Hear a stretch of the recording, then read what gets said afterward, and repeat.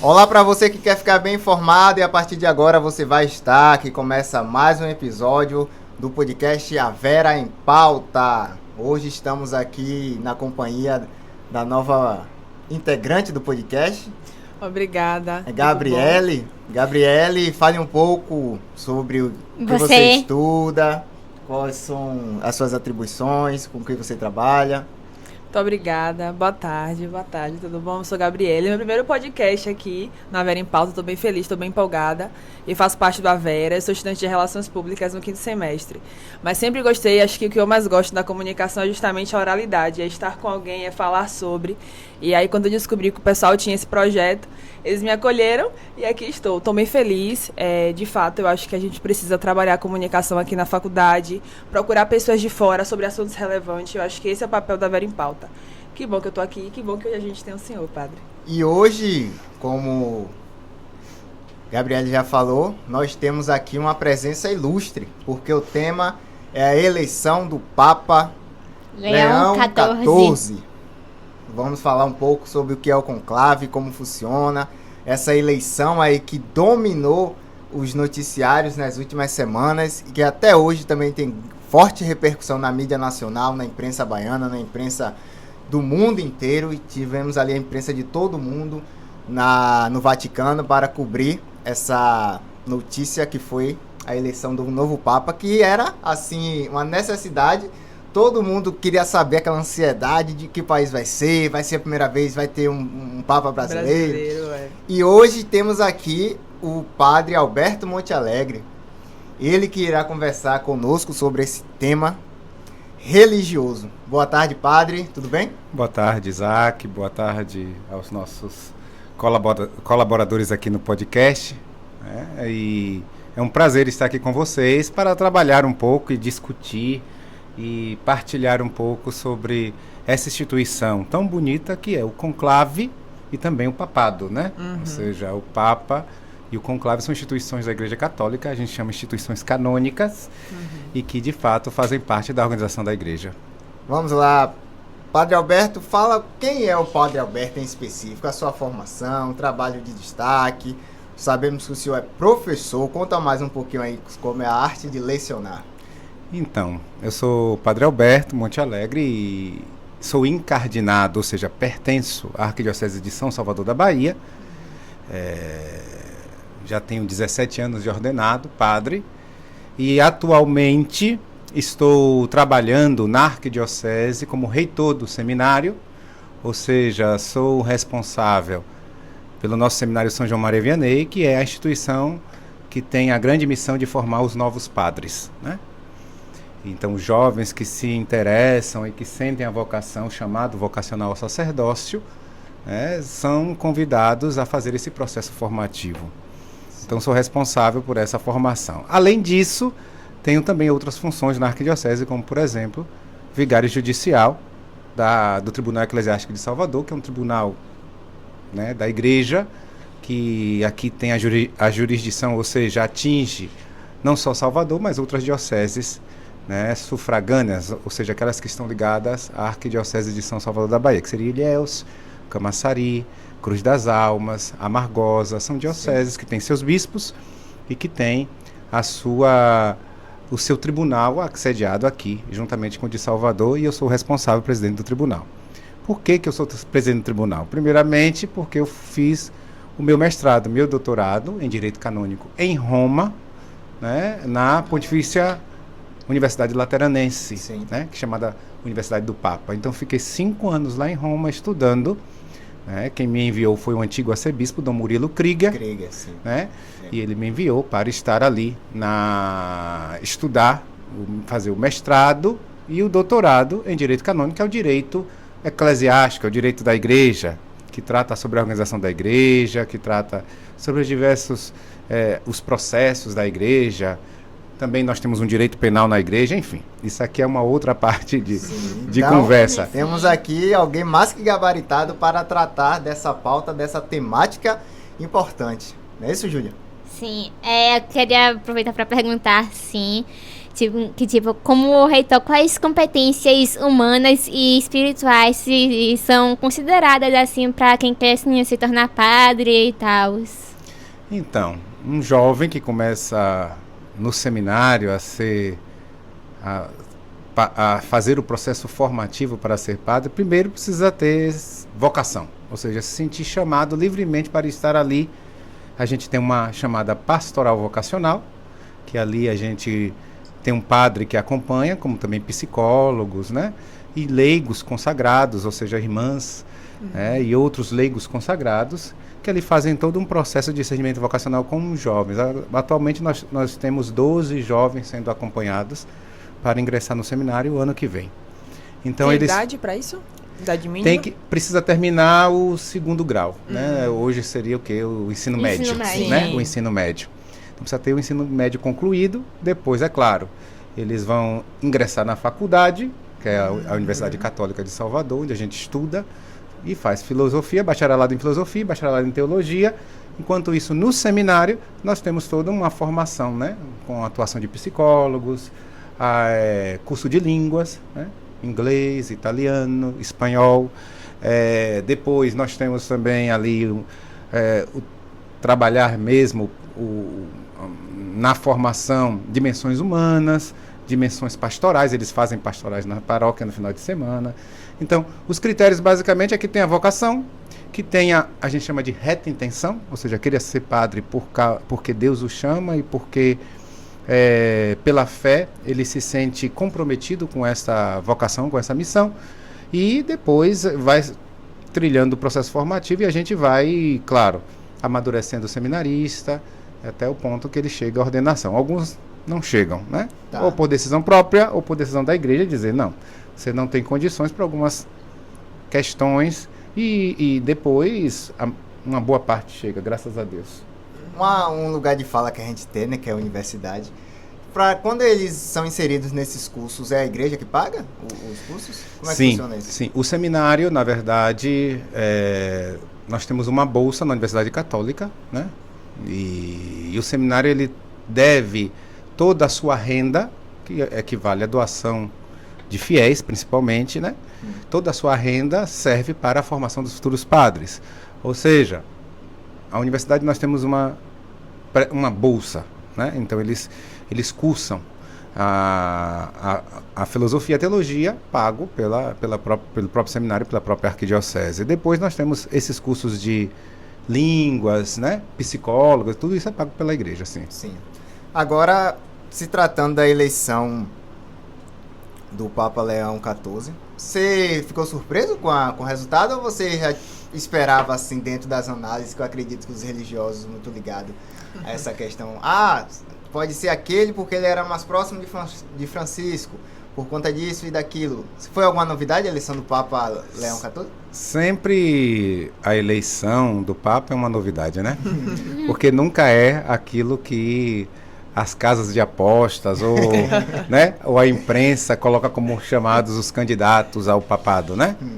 Tem um velho ditado que diz assim: quem entra papa, sai cardeal. Então, esse ditado até hoje não tem falhado, não. Então, pra gente foi uma surpresa, porque era um nome... Quer dizer, eu o conhecia porque... Conhecia de nome, claro, nunca cheguei a conviver com ele, mas o Robert Prevost, o cardeal Robert Prevost, ele era o responsável dentro da Cúria Romana, ou seja, a instituição que auxiliou o Papa Francisco no governo da Igreja Universal.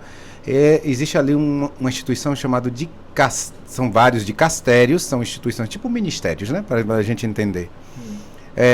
E ele era responsável, prefeito de um determinado dicastério que tinha a responsabilidade de escolher os bispos das dioceses, né, ajudava o Papa na escolha dos bispos, como também criação de dioceses, a elevação de dioceses a arquidioceses.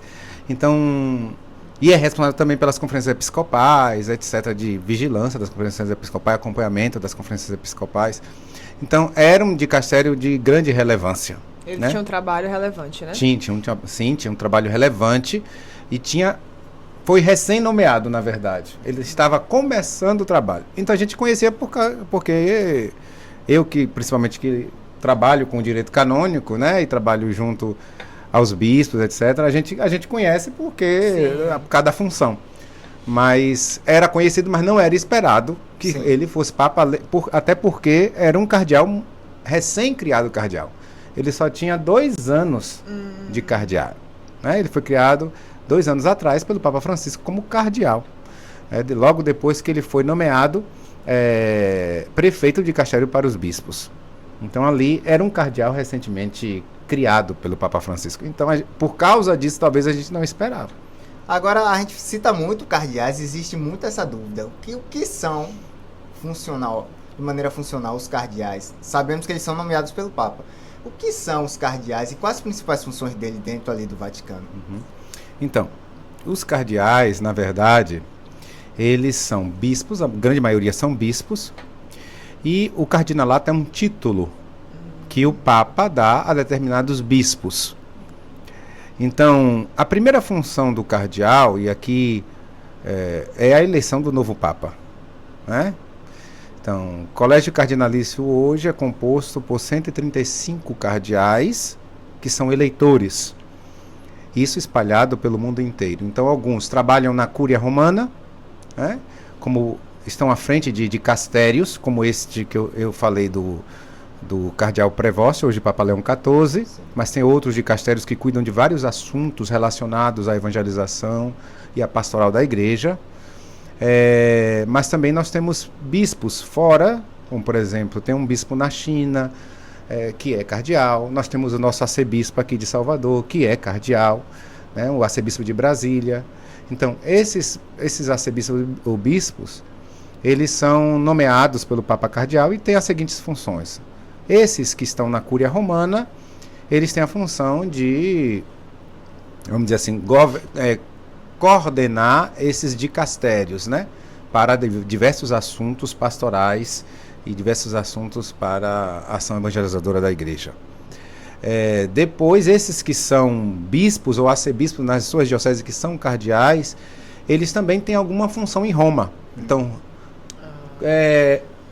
vamos dizer assim, eles constantemente estão em Roma participando de algum dicastério desse que a gente chamava antigamente de congregações. Por que eram congregações? Porque tinha alguém que dirigia os assuntos cotidianos, né, desses dicastérios, e também existiam reuniões para decidir sobre assuntos referentes a estes dicastérios. Então, essas reuniões participam cardeais, participam bispos, etc. Então, eles têm uma função junto ao Papa. O cardeal é sempre aquele que faz as vezes do clero de Roma, vamos dizer assim, né? Porque cada cardeal está ligado à igreja de Roma. Então, todos os cardeais têm um título de uma igreja, ou seja, ele está ligado a alguma igreja lá de Roma. E aí, então, eles, como se fosse o clero de Roma. Por isso que eles escolhem o Papa.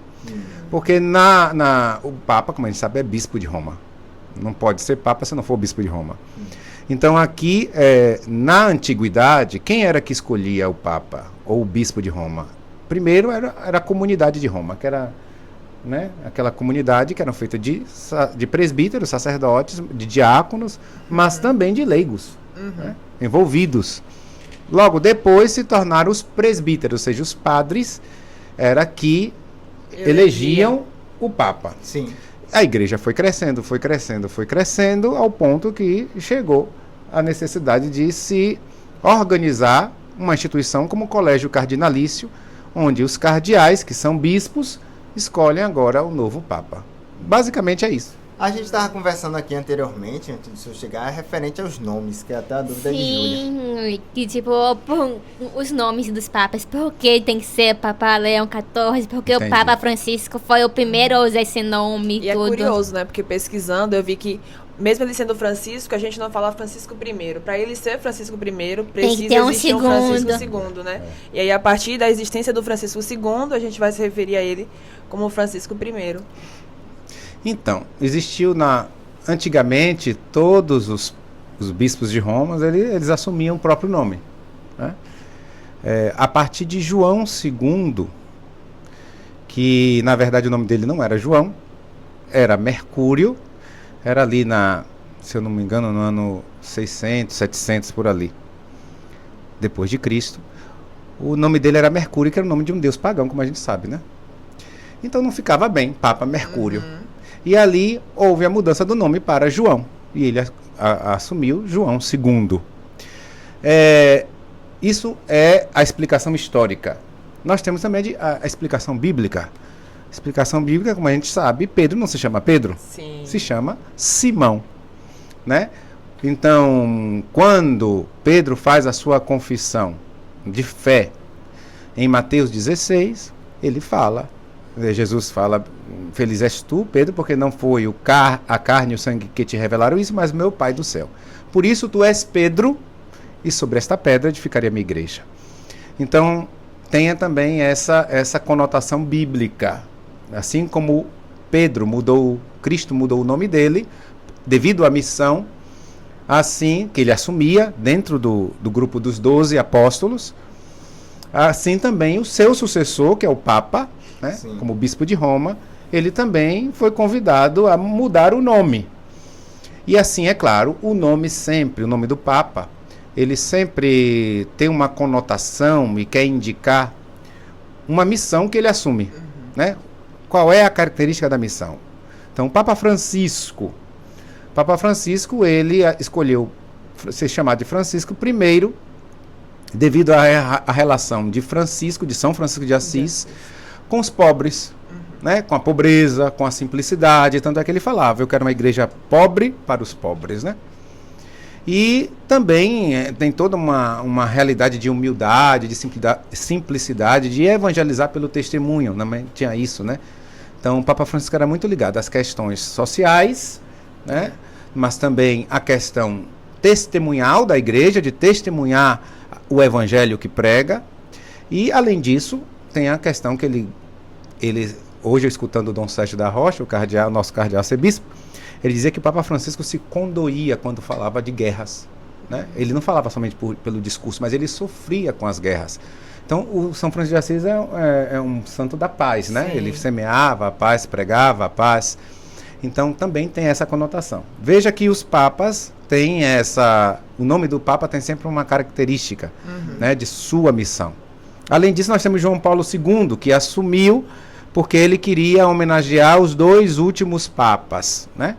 Que foram os papas, chamados Papas do Concílio Vaticano II, que fez uma renovação na igreja, que seria o João XXIII e o Paulo VI. E, é claro, teve um João Paulo I, antes de João Paulo II, que também ele quis homenagear, porque teve pouco tempo no pontificado, né? Agora, é porque tem isso de fato, né? E aí Papa Leão também segue nessa ideia. Anteriormente houveram Papas Leões 13, né? 13 Papas Leões, e aí ele passa a ser o 14º, melhor dizendo. Mas eu tenho uma curiosidade muito específica com relação às novas escolhas. O senhor acha que existe alguma coisa específica nas novas escolhas para um novo Papa? Assim, o papado hoje é visto de alguma forma diferente.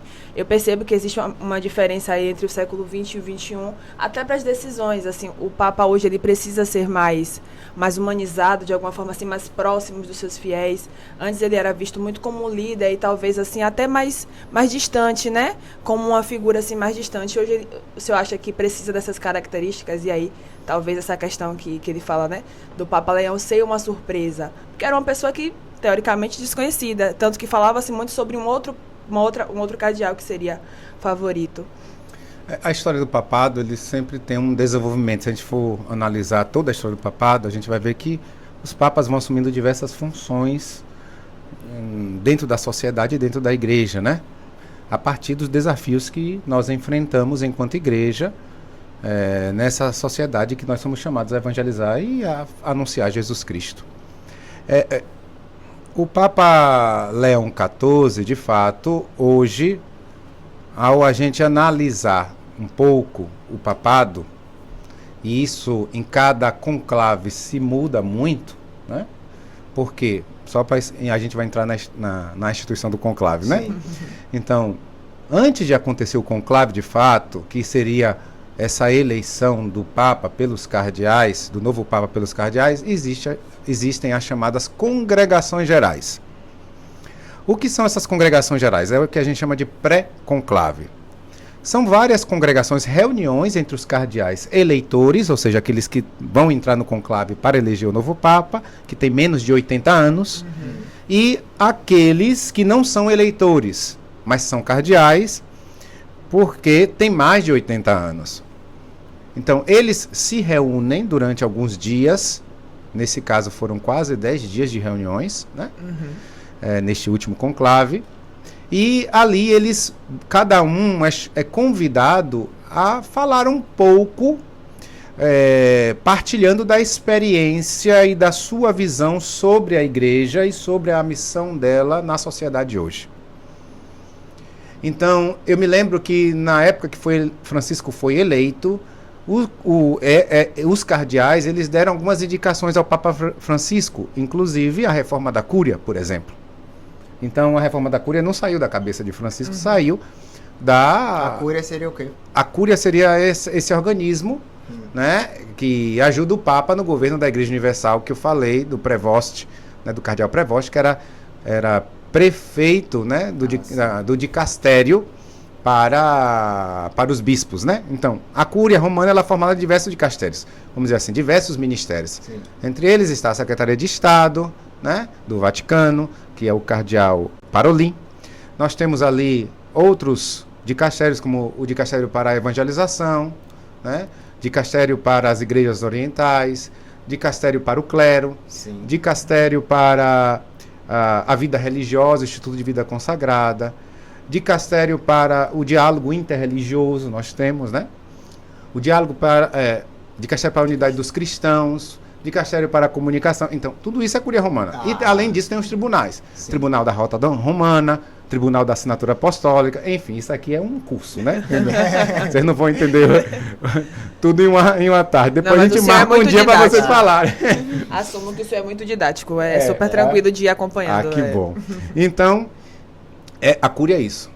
Então, quando o Papa Francisco foi eleito, os cardeais precisam reformar a Cúria para que a Cúria sirva mais aos bispos e, com isso, sirva às dioceses no seu trabalho evangelizador nas dioceses do mundo todo.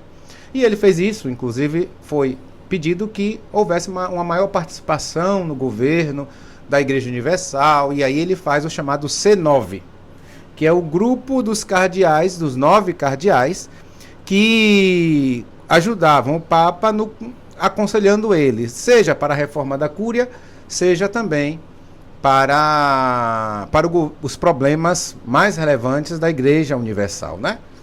Então, aqui foi uma indicação dos cardeais que surgiu antes da eleição de Francisco. Então, sim, Francisco colocou em prática aquilo que os cardeais pediram. Sim. A mesma coisa agora.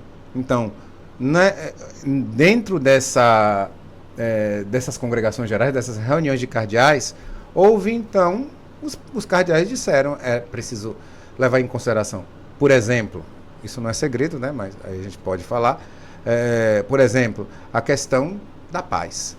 Sim. Né? O Papa precisa ser aquele que é instrumento da paz entre as nações. Né? Isso foi falado.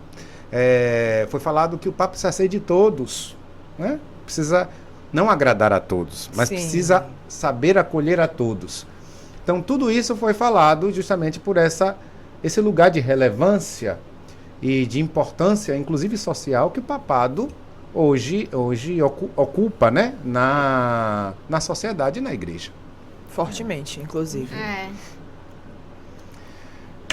Eu vi uma notícia, né, em janeiro, do Papa Francisco, que ele aprovou um documento, qual é o nome?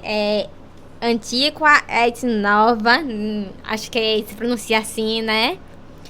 Que fala que é elaborado pelos dicastérios para a doutrina da fé, cultura e a educação, né?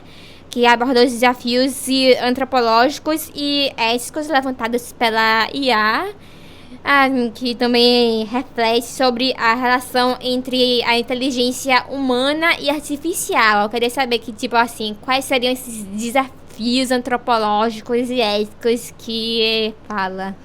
O Papa Leão XIV já, inclusive, ao escolher o nome, ele escolheu o nome de Leão, e aqui eu queria entrar neste assunto a partir do Papa Leão XIV. Ele, para os cardeais, explicou por que ele escolheu o nome de Leão. Né? E ele fala que escolheu o nome de Leão por causa de Leão XIII, que é o autor da Rerum Novarum, uma encíclica do Papa Leão XIII, que coloca o fundamento da doutrina social da Igreja. Essa encíclica Rerum Novarum, ela fala sobretudo dos direitos dos trabalhadores, né? Dos operários, do capitalismo, denuncia o capitalismo selvagem, denuncia o comunismo e muitas vezes o seu sistema totalitário, né? Que fere a dignidade humana, etc. Então, é uma encíclica basicamente social dos problemas sociais da época, que é ali, final do século XIX. Né? E aqui o Papa Leão XIV, ele diz que assume o seu nome de Leão por causa de Leão XIII, justamente para dar relevância a esses assuntos sociais desta época. E ele, para os cardeais, ele salienta que a IA, né? Os desafios da inteligência artificial hoje é um dos desafios sociais que nós encontramos, por exemplo.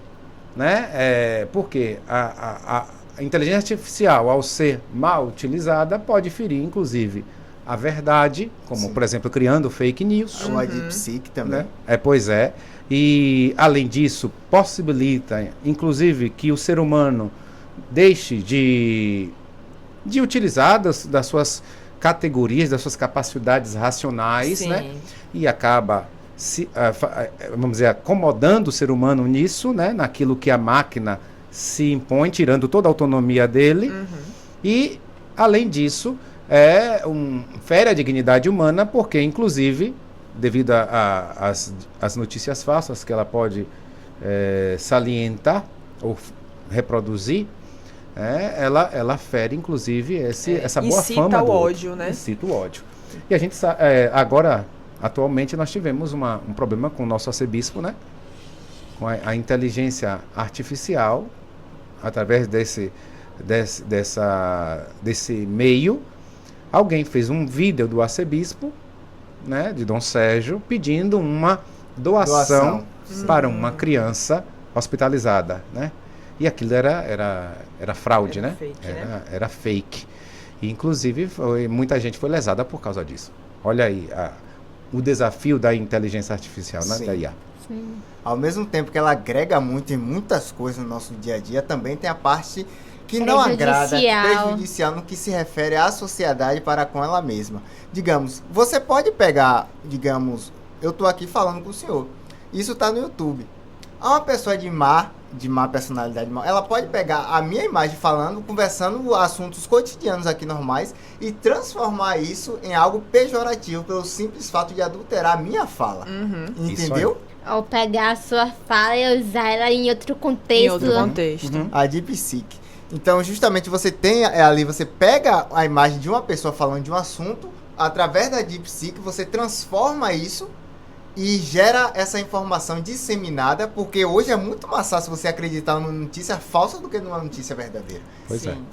A lógica, se possui lógica, você tem uma facilidade de ler e acreditar numa notícia falsa, mas você tem uma criticidade numa notícia verdadeira. Entendeu? É curioso isso, né? Como o nosso filtro tá problemático. É porque o homem está perdendo a pessoa humana está perdendo a autonomia, né? Inclusive, o que a igreja prega e o que o Papa Leão XIV, a doutrina social prega, a doutrina social da igreja fala é que nada pode substituir o homem como protagonista do desenvolvimento, né, humano e social, né, para a paz, para a solidariedade. Então tem a questão do protagonismo do homem na sua formação através de valores éticos, que ele possa, inclusive, utilizar os meios para poder, a partir dessa ética, para poder utilizá-los bem, né? Agora sim, antes da gente entrar no conclave, algo que a gente estava falando aqui, explicar um pouco pro pessoal, que tem muita gente que ainda tem dúvida o que é, e tem até um filme também falando sobre o conclave. Um filme que bombou agora. Bombou depois, né, agora. Nossa, o filme teve uma repercussão gigantesca. Grandiosa. Já tinha uma visualização considerável, mas após... Esse não foi nem na eleição, após ou durante esse processo de eleição do Papa, ele assim aumentou audiência. muito as visualizações, a Muito. quantidade de pessoas que assistiram esse filme, e tá entre os filmes mais assistidos. E coincidentemente, no filme teve uma ação que aconteceu na realidade também, né? Que foi onde o Papa, ele, antes de morrer, ele tinha pedido... uma das pessoas não poderiam participar. Ele tinha inibido esse processo. E no filme meio que previa isso, assim, deu a entender que isso aconteceria. Mas eu não sei se baseado em alguma coisa sólida ou se foi realmente ficção. Tem alguns assuntos pra gente falar, a gente vai falar sobre o conclave, ainda vai falar sobre a eleição da tomada de posse realizada no último domingo, dia 18. Sim. E que tem a questão também do anel de pescador, que a gente vai falar aqui um pouco. E você tem o padre, ou o Papa hoje, no país do Vaticano, que ele é uma figura de chefe de Estado, que todos os líderes mundiais sabem do Papa e interagem com o Papa. Inclusive, o vice-presidente da República Federativa do Brasil esteve com o Papa e entregou a ele um convite para participar da COP30, que é justamente um acordo, uma cooperação das partes, COP, que visa justamente reunir cerca de 200 líderes mundiais para tratar dos combates aos efeitos climáticos, principalmente o Acordo de Paris. Então, você tem ali líderes mundiais indo conversar diretamente com o Papa, para você ver a referência que o Papa é na questão mundial. A importância dele Sim. também no mundo, que traz toda a história dele, do Papa, assim. E você tem a figura da Ilse Scamparini, que ela trabalha em Roma, cobrindo praticamente o Vaticano. Você tem ali... Ela foi muito citada também nessa... Aí você fala, já temos aí 3, 4 papas e a mesma Ilse Scamparini. Muita gente... Nem envelhece, né? Mantém. Então, ali, eu queria citar essa questão, se eu falasse um pouco também dessa importância de chefe de Estado, porque a gente sabe que o Vaticano, para ser considerado um país, você sabe que tem essas relações exteriores, tem o seu território definido, tem aquela questão do muro do Vaticano, então tem toda essa questão que considera como um país dentro de outro país. De outro país. Um país Um Estado da soberano, Itália. né? Isso. Então eu queria que você falasse um pouquinho sobre a questão da chefia de Estado por parte do Papa. Bom, primeiramente, o Papa não é chefe de Estado porque o Vaticano é um Estado, né? Não é por causa disso. Então, na verdade, o Papa é chefe de Estado porque dentro do direito internacional, a Santa Sé, ou Sé Apostólica, é sujeito de direito internacional. Então, quem é sujeito de direito internacional? Todas aquelas nações que têm soberania. E a Santa Sé, ou Sé Apostólica, é aquela que tem este privilégio de ser sujeito de direito internacional. Inclusive, ela tem um assento na ONU, né? Sim. E além de núncios apostólicos, isso já é bem antigo, núncios apostólicos a gente chama de legados pontifícios, que representam o Papa, a Santa Sé, nos diversos países, junto aos governos de Estado e junto aos bispos daqueles países. Bom, quem é a Santa Sé? Ou Sé Apostólica? A Santa Sé, como eu disse, é o Papa, o Romano Pontífice, que é bispo de Roma, mas também todas essas instituições que o ajudam nessa missão de governar a Igreja Universal, que seriam o que a gente chamou agora, explicamos agora há pouco, a Cúria Romana. Sim. Né? Então a Cúria Romana, com seus diversos dicastérios que eu já citei, mais os tribunais, mais a Secretaria de Estado, fazem parte da Santa Sé ou Sé Apostólica, que cumprem a missão de manter unida a Igreja Universal, né, em uma única fé, em uma única disciplina e também em uma única missão. Então, durante séculos, né, isso aí é um privilégio adquirido, e aqui a Santa Sé, ou Sé Apostólica, é sujeito de direito internacional, e por isso que o Papa é chefe de Estado. Não porque ele governa o Vaticano como Estado independente dentro da Itália, mas porque ele é o chefe, ele é a própria Sé Apostólica. Tanto é que os núncios, eles são presidentes, eles têm esse privilégio, presidente do Conselho de Embaixadores, né, de uma nação. Então, eles que presidem. Então, isso é um privilégio adquirido. Por que isso? Porque o papado ele sempre teve esta missão de mediação das relações internacionais. Sim. Isso ao longo da história a gente vai ver que sempre o Papa ele tinha esse papel mediador nas relações internacionais. Se era bom ou se era ruim, aí já não cabe a mim julgar, né? A história e o contexto histórico ela mesmo se explica, né? Agora, é claro, mas ele sempre teve essa função. Tanto é que muito perto de nós, né? Não me recordo agora quem foi o Papa, acho que foi Inocêncio ou alguma coisa. Ele teve um grande papel no chamado Tratado de Tordesilhas. Sim, da Segunda Guerra Mundial. Que dividia o Tratado de Tordesilhas dividia o Brasil. O Brasil, isso aí já é no Renascentismo. Já estou falando. O Brasil, aí século XVI, o Brasil, como colônia, uma parte do Brasil era colônia portuguesa, outra parte das Américas era da Espanha. Então, o Papa, da época, teve essa função de mediação, né? De fazer o tratado entre esses dois países. Só para dar um exemplo, isso não foi a primeira vez, né? Nem foi a última. Durante muito tempo, o Papa tem sido essa voz. Agora, mais recentemente, pela paz, né? Pelo respeito à soberania dos outros países, né? Pelo respeito à cultura, ao povo, inclusive os mais pobres, os imigrantes e por aí vai.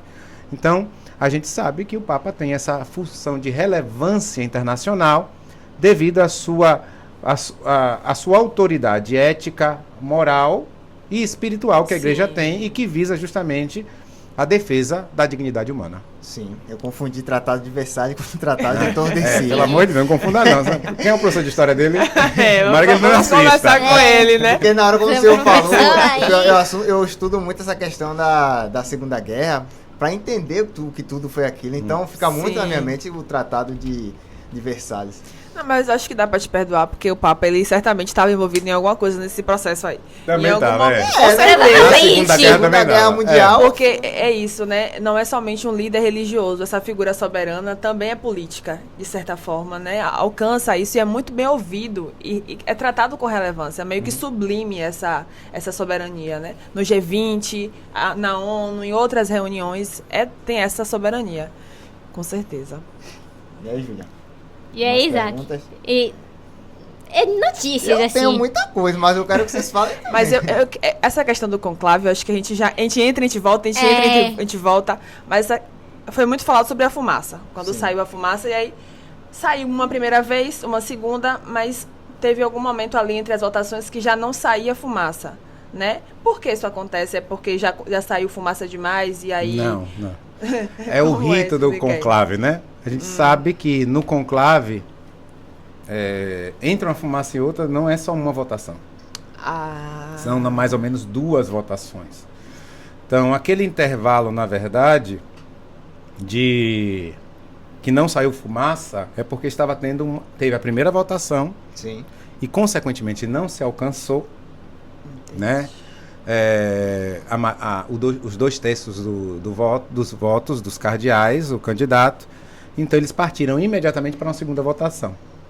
E ali, na segunda votação, dependendo do resultado, aí sai fumaça preta ou fumaça branca, né? Sim. Então, por isso que tem esse intervalo aí, porque o conclave ele tem um rito muito próprio, né?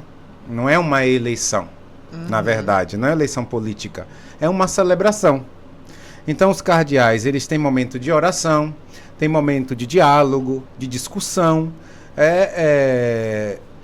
e, inclusive, né, o momento da votação específica que acontece dentro da Capela Sistina tem um rito.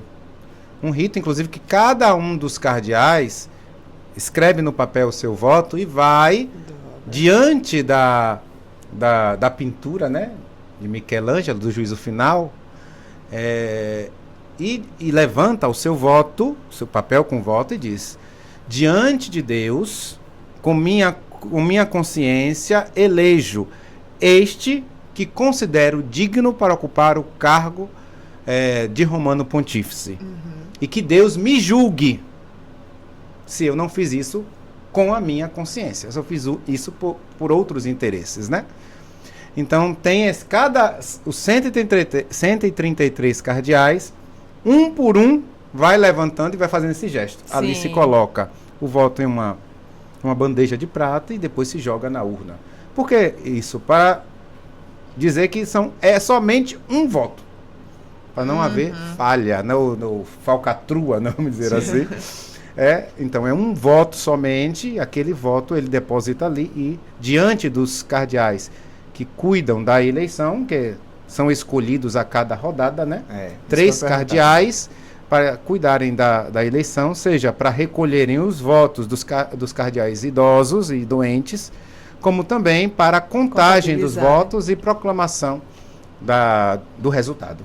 A gente sabe que eles ficam lá reunidos, confinados, e eu sabia essa questão que ela perguntou, eu vi que tinha uns horários assim que eles faziam essas votações e tal, e eu achei isso muito interessante, dentro desse processo de escolha do novo Papa. Aí eu fiquei pensando, eles eram proibidos de levar as bebidas alcoólicas, alguma coisa assim, saiu no jornal algumas coisas, que eles ficavam lá e ficavam proibidos de levar algumas coisas lá pra dentro. Porque eles ficam confinados, por isso o nome conclave, quer dizer, com chave, trancados, isso, né? Para que não haja uma influência do mundo externo, e aqui a gente pode falar das mídias sociais, das notícias, tanto é que eles não levam celulares, né? É um confinamento mesmo, eles não têm contato com o mundo externo. E também, além disso, antigamente tinha no conclave o direito, alguns chefes de Estado tinham direito ao veto. O que seria isso? Direito ao veto. Né? Isso então, nós temos ali o imperador do Império Austro-Húngaro, né? O rei da França, e tinha outro que eu não me recordo bem. Se eu não me engano, era do Império Romano-Germano, não me recordo. Eram 3 imperadores, 3 chefes de Estado que tinham direito a veto.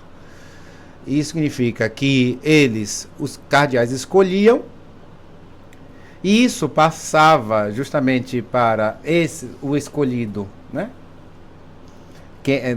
Diante da dinâmica do conclave, ia vendo quem recebia mais votos. Então, esses soberanos, eles recebiam mais voltado, informação de mais. Então, eles diziam, eu não quero esse. Nossa. Tinha isso. Para mim, quando o senhor falou veto, eu entendia que ele vetava um dos votos dos cardeais. Não, ele vetava o candidato. A eleição, como se assim, depois de eleito, ele dizia, esse eu não aceito. Porque isso o que acontecia? Esses soberanos, eles tinham uma grande influência na igreja. Porque uma grande parte deles eram chefes de nações que eram católicas, a grande maioria, né? Então, tinha uma grande influência. Então, durante esse período de história foi muito, muito chato, porque se você for ver no conclave, a história dos conclaves, você vai ver que existiram papas que foram, como eu posso dizer, eleitos e que não puderam assumir. Nossa. Porque uma espécie de impeachment aí. Eles votavam, eles vetavam, né? Então, a partir dessa experiência que não foi boa, né, a igreja então disse, né, sem nenhuma influência. De chefe de Estado, de comunicação, etc. E a Igreja Católica sempre teve um comportamento assim político, desde que o mundo é mundo, muito forte, muita influência, né? Mas assim, eu nunca soube, nunca imaginei que isso poderia acontecer. Que alguém externo à igreja poderia assumir um poder de uma coisa diretamente ligada a ela, né? A eleição de alguém e algum imperador dizer... Você não vem. Não é da nossa realidade. Não quero, né? Por questões deles, né? Porque precisava justificar. E aí, assim, o senhor falou que eram 3. Questões políticas. Eles 3 precisavam chegar em um consenso? Aí eu já não posso dizer as nuances, mas com certeza não precisava chegar a um consenso, não. Era, se um vetasse, esse aí não poderia ser mais eleito. Então é equivalente ao Conselho de Segurança da ONU, né? Que isso aí, eu me recordo justamente do Conselho. E você tem, né, ali diversas nações, e você tem os ganhadores da Segunda Guerra, você tem ali a Rússia, os Estados Unidos, França, que tem os países que têm poder de veto. Entendeu? Que se eles vetarem, não passa a resolução. Não passa, né? Devido à influência que eles têm dentro da ONU. Agora eu queria falar a respeito do Papa Francisco. Ele ficou 12 anos, cerca de 12 anos, aí à frente E uma coisa que eu gostei bastante, ele foi um papa que ele tinha, assim, tinha as questões tradicionais da igreja, mas também, principalmente a questão LGBTQIA+. Entendeu? Sim. Ele foi um papa, assim, Sim. que defendia essa questão e ele, assim, foi muito querido, ganhou uma simpatia muito grande por conta disso, entendeu? Eles falaram que, assim, a igreja, todos são os filhos, entendeu? Isso. Ele, então, quando ele tem esse posicionamento frente a uma minoria, não que ele quisesse ser, mas o entendimento daquelas pessoas que LGBTQIA+, olhando para um ser altamente religioso, o pontífice como o Papa, ter essa visão, aquilo ali deu uma grande repercussão positiva para o Papa E Francisco. o Papa Leão XIV agora, ele disse que o casamento tem que ser entre homem e mulher, o que gerou certa repercussão É para porque pessoas da comunidade. Eu acredito né? que é questão de interpretação também. A questão é que a gente precisa distinguir, né? Cada papa é um papa Às também. vezes a gente tem que distinguir, primeiramente, que aquilo que a imprensa fala Sim. e aquilo que o Papa fala. Exatamente. Então, essa fama do Papa Francisco de defesa da Das população, minorias também como um todo, né? Refugiados. da imigrantes. população LGBTQIA+, na verdade surge a partir de uma entrevista que ele deu a bordo do avião.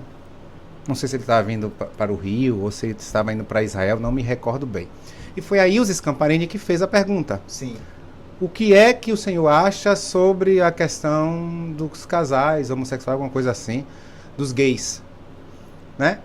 E aí ele fala, olha, que a grande resposta, vamos dizer assim, que para a imprensa traduz isso, né? Se um homossexual, ele procura a Deus com sinceridade de coração, quem sou eu para julgar? Agora, lembrem-se que o Papa, ele nunca está fora da igreja, ele está dentro da igreja e diante dela. Sim. Então, por trás dele, existe uma tradição e existem os outros papas. Se a gente pega os outros papas, né? Aí vamos pegar o Papa João Paulo II, que foi muito querido do mesmo jeito, o Papa Bento XVI, Foram os que foram da né? minha época. Assim. Todos os papas, eles diziam o seguinte, todos os papas nos seus discursos, se a gente for fazer uma pesquisa geral sobre esse tema, no discurso dos papas, eles vão dizer, nós acolhemos o pecador, acolhemos a pessoa, né? Independente de ser pecador ou não. Todos nós somos, na verdade, né? Então, acolhemos a pessoa do homossexual, ela sempre foi acolhida na igreja. Agora, a gente não pode acolher, e é isso o Papa Francisco, inclusive, fala que a imprensa não fala sobre isso. Né? O Papa Francisco fala contra o lobby gay. O que é o lobby gay? É a cultura que é criada, né, por essa comunidade, né, que não é de acordo com aquilo que a igreja fala. Sim. E não é que a igreja fala, é aquilo que o evangelho diz. Né? Sim. Inclusive, eu estava escutando uma pessoa um jovem, né, dessa comunidade LGBTQIA+, ele é casado com um rapaz, vive com um rapaz, e ele dizendo de fato sobre essa colocação do Papa Leão XIV, que é uma colocação da igreja, que foi colocação do Papa Francisco. Se você pega ali Amores e Letícia, tem como é que chama? Parágrafos enormes falando sobre a família como homem e mulher. E esse rapaz, eu gostei muito da reflexão dele, porque ele sendo gay, sendo homossexual, ele disse assim, nós não podemos, como homossexual, querer intervir naquilo que é religioso. Ou seja, a igreja não pode ser contra a Sagrada Escritura, né? Então é algo que a Sagrada Escritura fala, né? Isso já é conhecido por todos. E a gente não pode querer que o Papa fale algo de diferente. Sim. Por mais que o Papa Francisco tenha falado dessas coisas, etc. Mas, se a gente for ver os discursos, de fato, eles não dizem que o Papa acolhe o casal homoafetivo na mesma realidade de um casal heterossexual. Sim.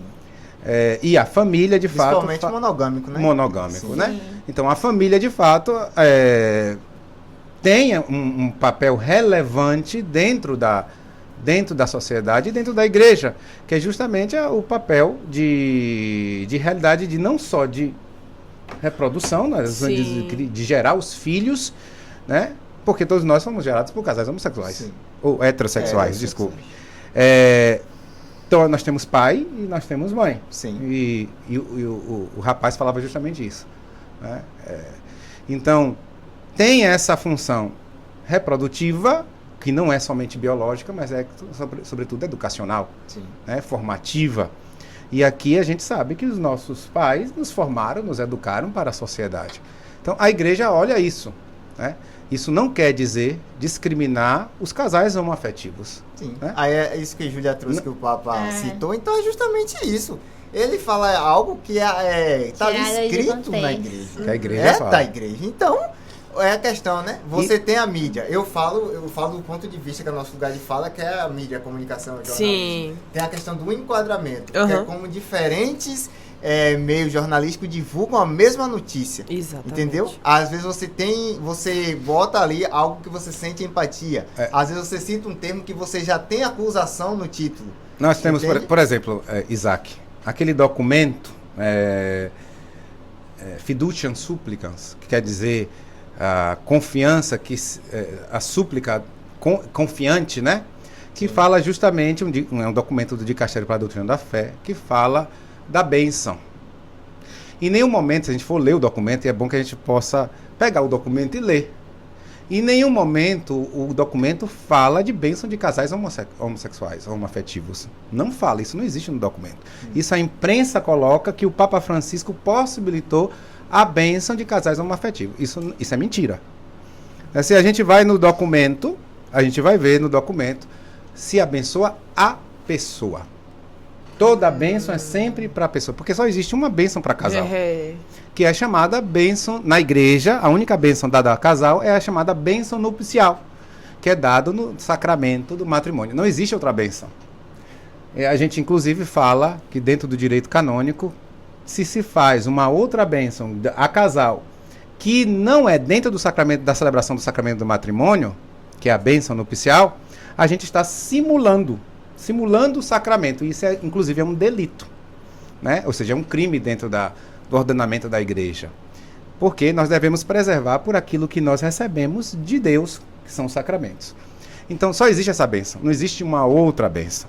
Então, neste caso, aquilo que a imprensa fala, a gente precisa distinguir o que a imprensa fala, o divulga, e aquilo que está realmente nos documentos. Exato. Se a gente pega para ler o documento, como eu já peguei para ler e estudei, não tem isso. E isso, na verdade, já existia uma prática da igreja.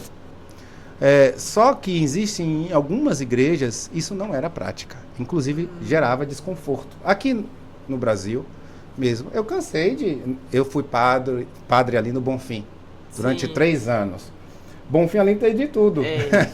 A igreja do Bonfim tem de tudo. E lá eu me lembro de um caso em que um casal homoafetivo, de 2 rapazes, apresentou a aliança para eu abençoar.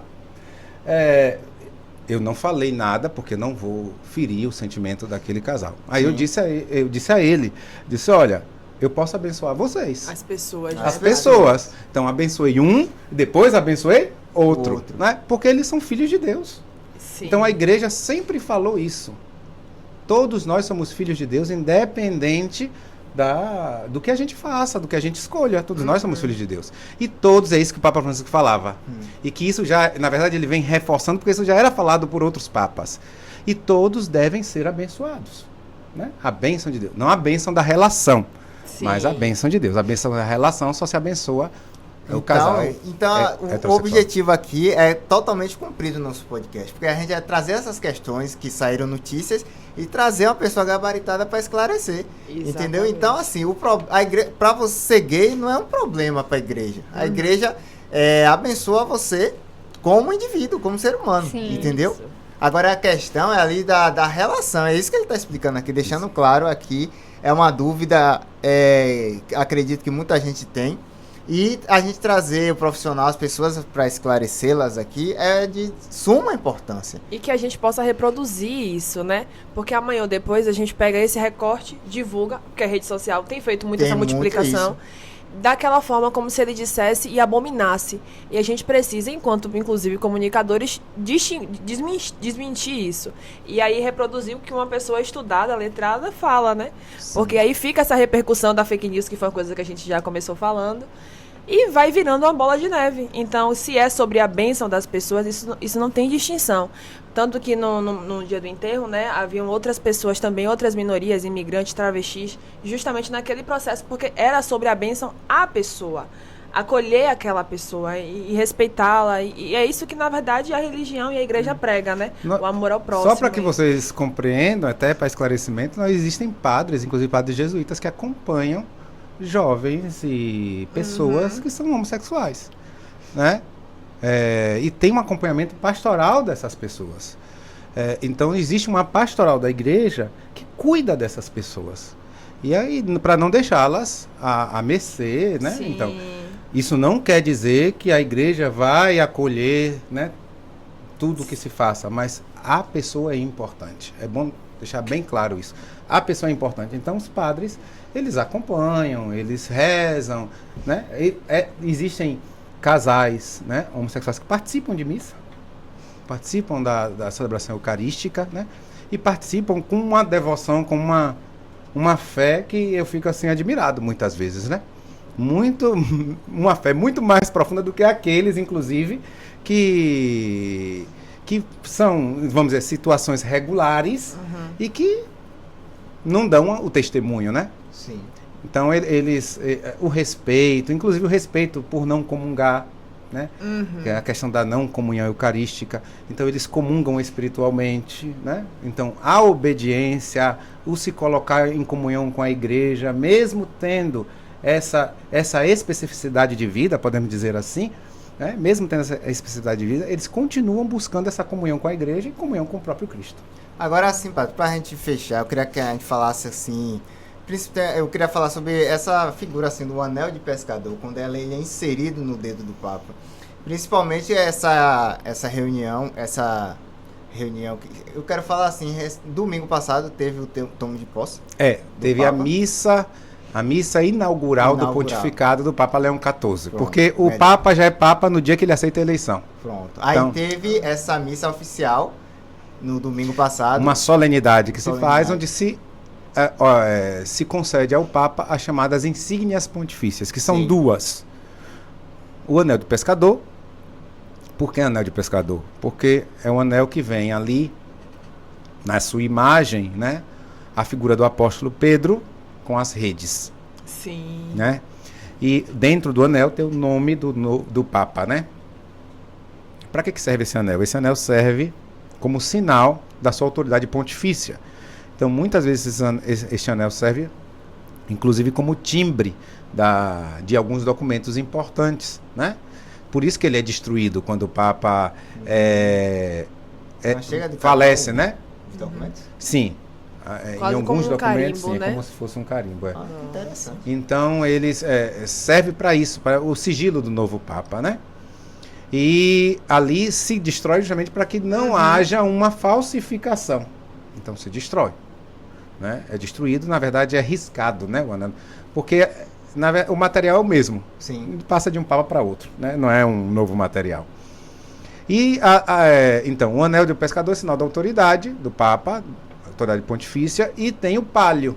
O palio é aquela faixa feita de lã que o Papa e os arcebispos carregam sobre os ombros nessas celebrações litúrgicas, celebração da Santa Missa, etc. O palio, na verdade, simboliza a ovelha que o pastor é convidado a carregar no ombro. Não sei se vocês têm em mente aquela parábola do Cristo Bom Pastor, inclusive que vai atrás da ovelha perdida, né? Desgarrada. As 99, mas ele vai atrás daquela que se desgarrou. Então, se a gente for ver ali eu soube isso faz pouco tempo, né?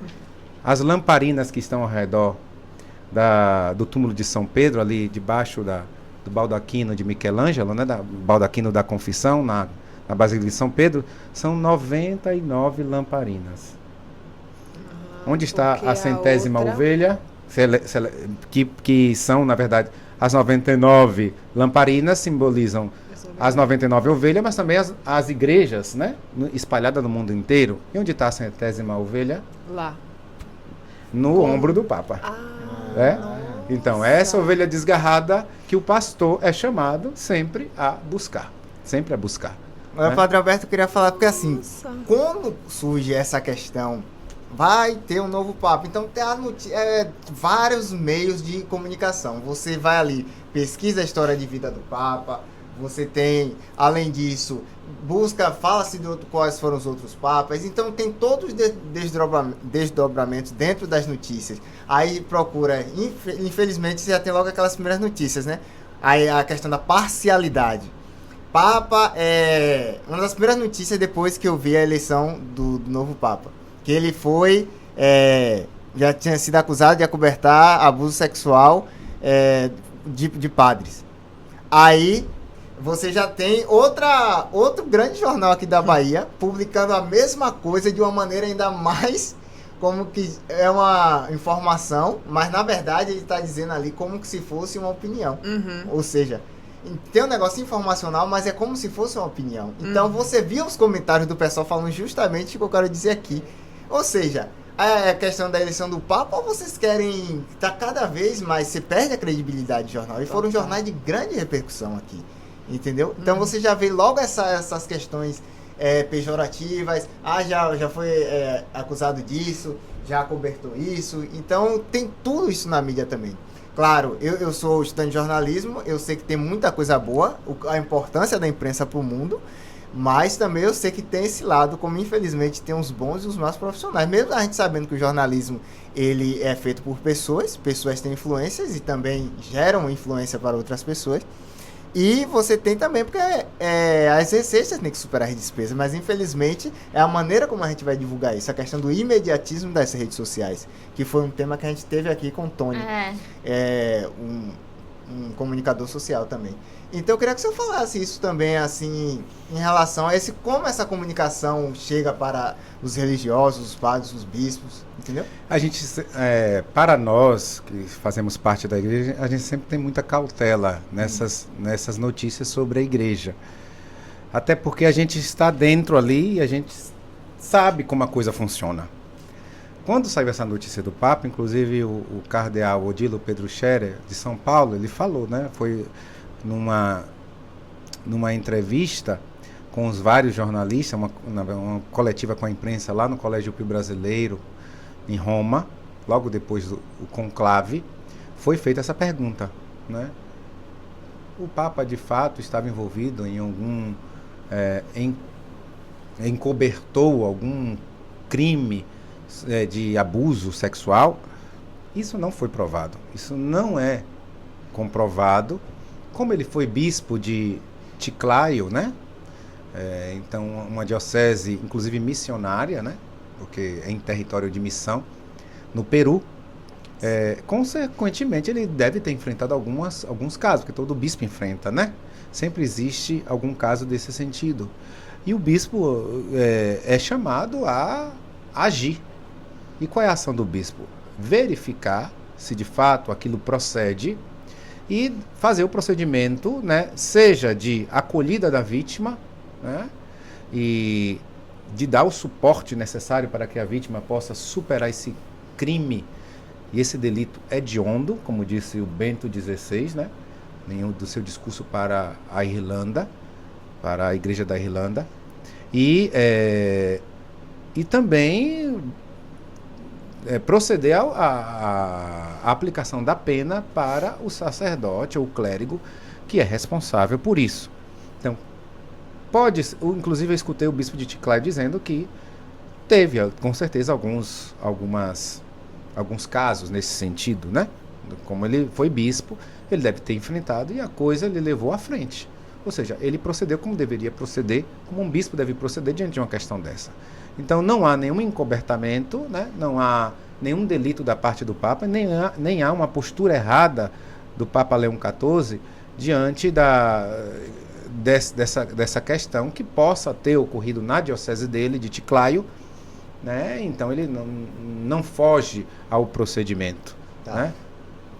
Então, acredito que a gente cumpriu a nossa missão, assim, de esclarecer muitas dúvidas no que se refere a esse processo aí para eleger um novo Papa, ter um novo Papa. Acredito, desde a minha época de nascimento para cá, é o quarto. Teve aí Bento XVI, João Paulo II, Papa Francisco e agora Papa Leão. Leão XIV.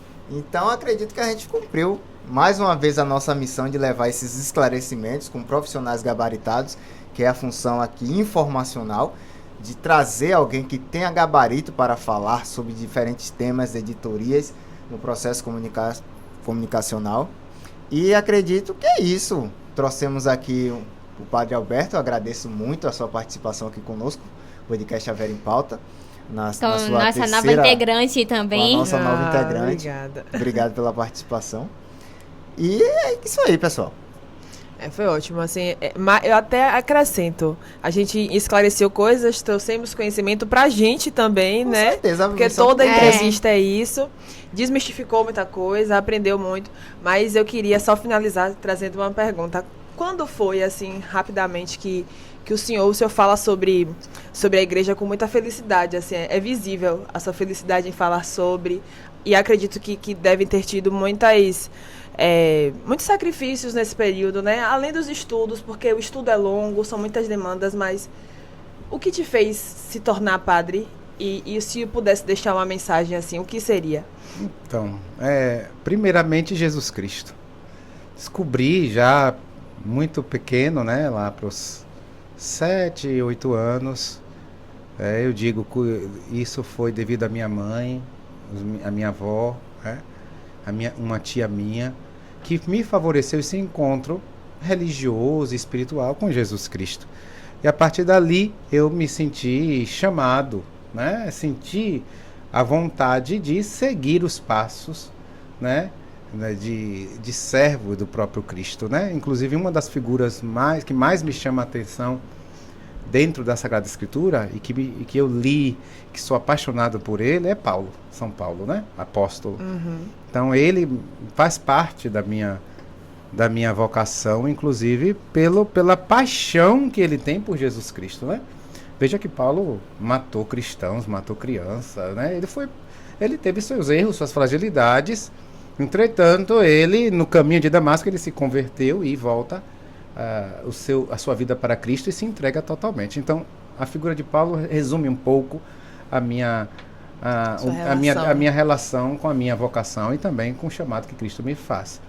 E a mensagem que eu deixo para vocês, a mensagem de fé, de esperança, e sabendo, como dizia o Papa, né, no seu discurso, Papa Leão XIV, numa homilia da missa inaugural, ele chamava a humanidade a se aproximar de Cristo, né?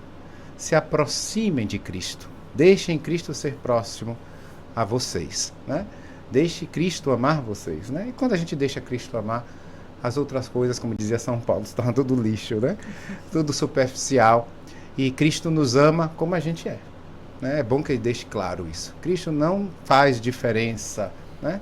E nós precisamos, quando nos descobrimos amados pelo Senhor, temos a certeza que isso aí, muita coisa será mudada e transformada na nossa vida, inclusive o nosso modo de amar e de se relacionar com os nossos irmãos. Isso aí. Muito obrigada, Hoje padre. foi o nosso episódio. Se ligue nas nossas notícias e nos vemos nas cenas dos próximos capítulos. Obrigado a todos pela audiência, por nos assistir e até o próximo episódio. Tchau, tchau, gente. Obrigada.